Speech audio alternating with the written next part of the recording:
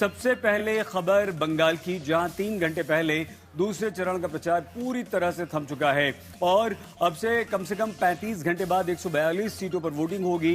ये वो चरण है जहां पिछली बार 7 में से 4 जिलों में बीजेपी के सामने टीएमसी ने क्लीन स्वीप कर दिया था, लेकिन क्या इस बार ऐसा नहीं होगा? जहां आज प्रचार के अंतिम दिन प्रधानमंत्री नरेंद्र मोदी ने कह दिया कि उन्हें अब बीजेपी के शपथ ग्रहण समारोह में आना पड़ेगा और ममता बनर्जी कहती हैं कि बीजेपी जितना डराएगी टीएमसी उतना लड़ेगी।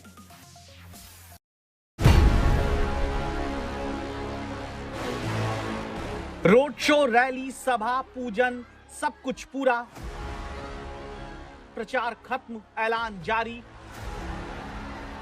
प्रधानमंत्री बोले, बीजेपी के शपथ ग्रहण समारोह में मुझे आना ही होगा। बंगाल के लोगों का जो मैंने मिजाज देखा है, मैं इस विश्वास के साथ वापस जा रहा हूं कि 4 मई के नतीजों के बाद बीजेपी के शपथ ग्रहण समारोह में मुझे आना ही है।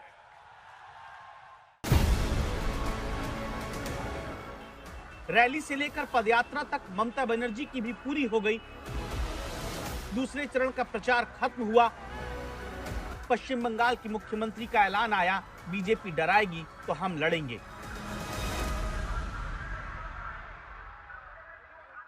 और डर गया और मर गया।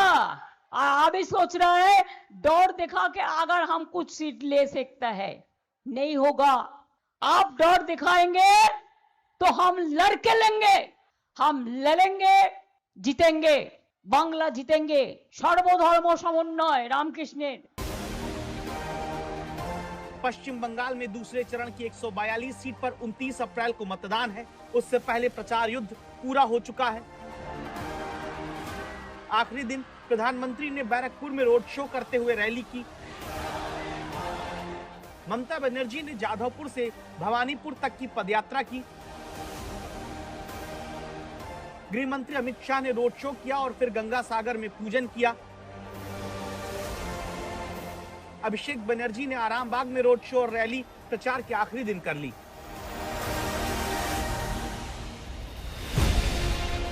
सवाल यह है, दूसरे चरण की 142 सीट के रण में कौन बहुमत के करीब पहुंचेगा? दो तरह के दावे पहले चरण के बाद सामने आए। पहला दावा बीजेपी का। गृह मंत्री अमित शाह कह चुके हैं 110 सीट पहले चरण में उनकी पार्टी जीतेगी।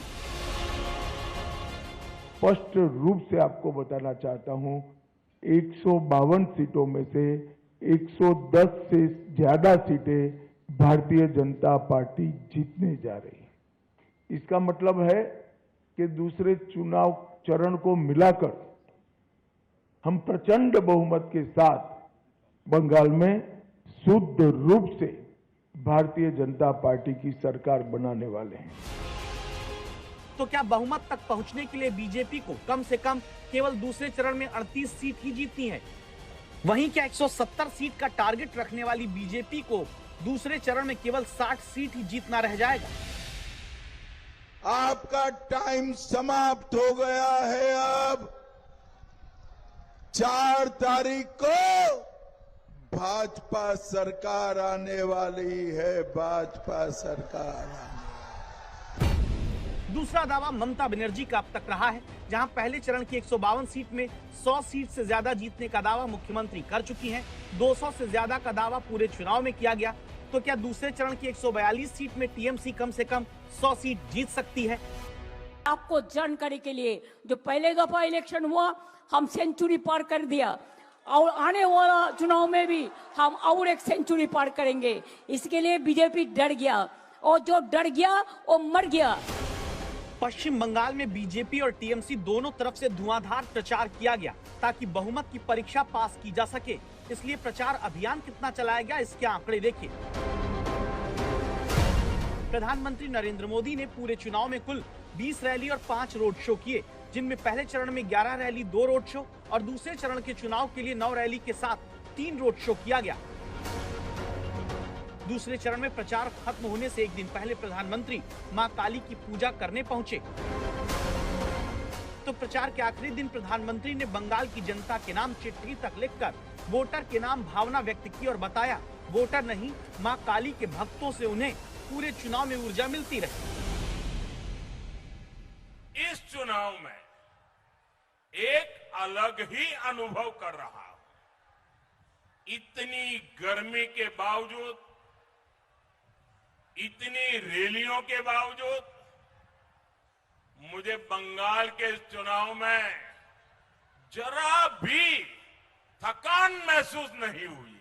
मैं अनुभव करता था ये रोड शो मेरे लिए तीर्थ यात्रा की तरह रहे हैं। मैं मां काली के भक्तों के बीच जाता था तो संभवतः इसलिए मां काली भी मुझे निरंतर नई ऊर्जा से भरती जा रही थी। दरअसल इस तरह प्रधानमंत्री बंगाल की उस जनता से सीधा कनेक्ट बनाते रहे जो जनता 15 साल में 3 बार लगातार ममता बनर्जी को चुन चुकी है, जिनके सामने अब की बार चौथी बार सत्ता पाने के लिए पहले चरण में 55 तो दूसरे चरण में 45 जगहों पर रैली और सभा ममता बनर्जी ने की है। हम लोग तो 14 साल से है, कभी देखिए अब देखा कि इधर में आपका कोई गड़बड़ हुआ? कभी देखा? कभी कोई लोग आपको पास जाके कोई जुमला किया, कोई गड़बड़ किया? बीजेपी बोलता है बंगाल में महिला लोग रास्ता में चलते नहीं सकते हैं, कहते हैं पूरा इधर में सब झुपड़ी है। अरे भाई, गरीब लोगों का भी रहने का हक है और जिसका पास रुपया है उसको भी बहुत मेहनत करके कमाया उसको भी रहने का हक है। लेकिन बीजेपी ठीक करेगा कि कलकत्ता कैसा है कैसा नहीं है, तुम पहले दिल्ली को संभालो। ममता बनर्जी के दावों पर जनता कितना विश्वास करती है ये 4 मई को तय होगा। जैसे ये भी अब प्रचार खत्म होने के बाद 4 मई को ही पता चलेगा कि अरब सागर के किनारे गुजरात में लगातार ऐतिहासिक सत्ता हासिल करती आ रही बीजेपी को गंगा सागर के किनारे पश्चिम बंगाल में जीत का पहला मौका मिलेगा या फिर नहीं। जहां गृह मंत्री अमित शाह ने लगातार चुनाव में हर रणनीति अपनाई बनाई। शाह ने पहले चरण में दावा है 33 रैली और 2 रोड शो किए, जबकि दूसरे चरण में 10 रैली और 3 रोड शो किए हैं। पूरा बंगाल आप घूमे गृह मंत्री जी, क्या आपको लग रहा है आज आखिरी दिन है चुनाव प्रचार का, नब्ज क्या है बंगाली वोटर? प्रचंड बहुमत से भारतीय जनता पार्टी की सरकार बनने जा रही है। क्या बंगाली वोटर क्या कह रहे हैं सर कि क्या नाराजगी क्या है उनके मन में, क्यों वो चाहते हैं बदलाव? हर मुद्दे पर नाराजगी, घुसपैठ के लिए है, टोल टैक्स के लिए है, सिंडिकेट गुंडागिरी के लिए है और महिलाओं की नाराजगी सुरक्षा के लिए है।